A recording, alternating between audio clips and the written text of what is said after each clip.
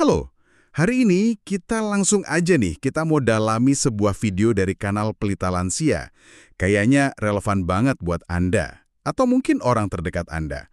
Fokusnya itu ke masalah penurunan sirkulasi darah, khususnya pada pria di atas 60 tahun.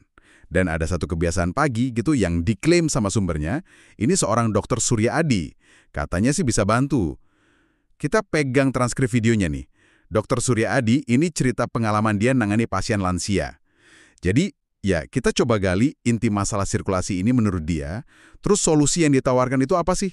Anda mungkin pernah ngerasain atau kenal orang yang tangannya, kakinya sering dingin. Atau gampang capek, stamina kok kayak turun.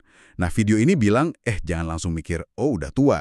Bisa jadi ada urusan sirkulasi di baliknya. Mari kita lihat bareng-bareng. Iya, yang ditekankan sama sumber ini tuh lapisan paling dalam pembuluh darah kita. Namanya endotelium. Nah, bagian ini penting banget karena dia yang bikin nitric oxide. Itu loh, molekul sinyal yang tugasnya bikin pembuluh darah rileks jadi lebar gitu.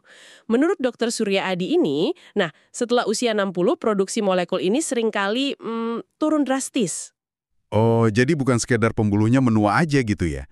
Tapi ada pabrik sinyal penting yang produksinya melambat. Tepat sekali. Akibatnya yaitu pembuluh darah jadi cenderung kaku, menyempit, aliran darahnya jadi ya lebih lambat.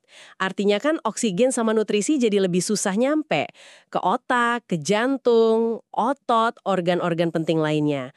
Sumber isi juga nyebut beberapa hal yang bisa merusak endotelium.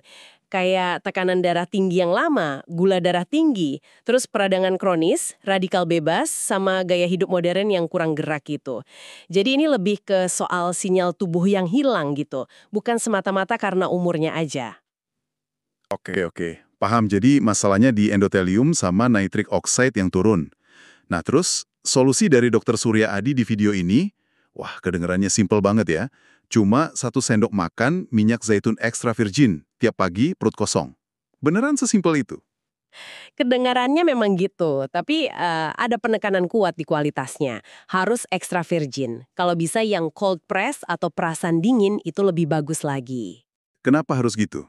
Karena proses bikinnya itu minim panas, jadi kandungan pentingnya, nah ini dia, polifenolnya itu nggak rusak. Ini bedanya sama minyak zaitun biasa yang mungkin diproses pakai panas. Polifenol ya, sering dengar tuh.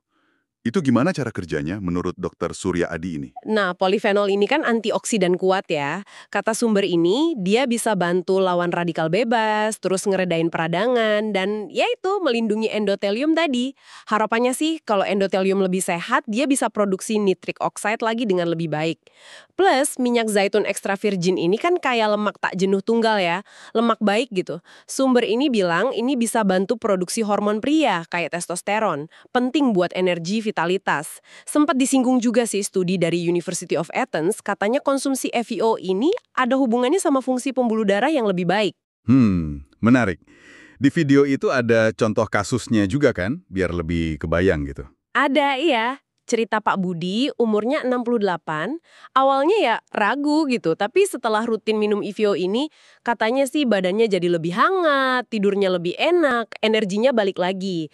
Tapi, ini penting nih, sumbernya bilang ini bukan hasil sulap ya, bukan instan, tapi perbaikan pelan-pelan di pondasi tubuh. Oke, nah ini penting, soal ekspektasi ya. Jadi, gimana cara pakainya yang benar biar efektif? Selain milih minyak yang tadi itu, yang extra virgin cold pressed, Waktu sama dosis. Pagi hari pas perut masih kosong, 1 sendok makan aja cukup. Sumbernya sih bilang bisa ditambah perasan lemon atau lada hitam buat bantu penyerapan, tapi ya ini pilihan aja, nggak wajib. Yang paling penting itu konsisten.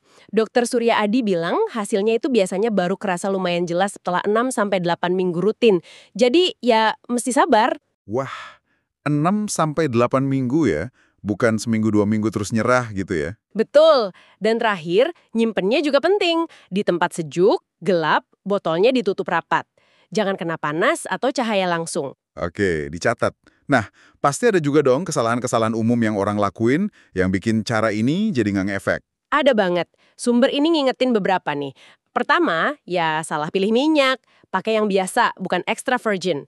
Kedua, manasin EVO. Wah, itu sayang banget. Polifenolnya rusak. Jadi emang bagusnya diminum mentah aja. Oke, jangan dimasak ya. Terus? Minumnya setelah makan besar. Katanya penyerapannya kurang optimal. Terus dosisnya salah, entah kebanyakan, kesedikitan, atau ya itu tadi, nggak konsisten, bolong-bolong minumnya. Nggak sabaran juga ya berarti, berharap hasil cepat, terus berhenti. Nah, itu juga. Sama nyimpennya salah, kena panas atau cahaya. Minyaknya jadi gampang rusak. Dan yang mungkin paling fundamental, Nganggap ini satu-satunya solusi. Kayak pil ajaib gitu. Padahal sumber ini jelas bilang FVOU ini cuma bagian dari gaya hidup sehat. Pola makan tetap harus benar, gerak badan cukup, minum air cukup, tidur berkualitas. Itu semua tetap jadi dasar utamanya. Minyak zaitun ini sifatnya mendukung gitu. oke, sip. Jadi kalau kita rangkum nih ya, sumber video dari Dr. Surya Adi ini ngelihat penurunan sirkulasi setelah umur 60 itu ada kaitannya sama masalah produksi nitrik oxide oleh endotelium. Solusi yang dia usulkan itu 1 sendok makan FVO berkualitas tiap pagi perut kosong. Tapi harus dikonsumsi dengan benar, konsisten, dan yang penting dibarengi gaya hidup sehat lainnya. Betul, pesan utamanya itu ya. Pendekatan nutrisi alami kayak gini kerjanya pelan-pelan. Dia perbaiki pondasi kesehatan kita, bukan solusi instan. Jadi, ya kombinasi dan kesabaran itu jadi kunci menurut sumber ini. Nah, ini jadi bikin mikir ya buat Anda di rumah, seberapa sering sih kita mungkin agak meremehkan kekuatan kebiasaan kecil sehari-hari? Atau bahan alami yang ada di dapur kita buat jaga kesehatan jangka panjang? Jangan-jangan ada rahasia sederhana lain yang sebenarnya ada di depan mata kita, tapi belum kita manfaatkan sepenuhnya. Sesuatu buat direnungkan bareng-bareng ya.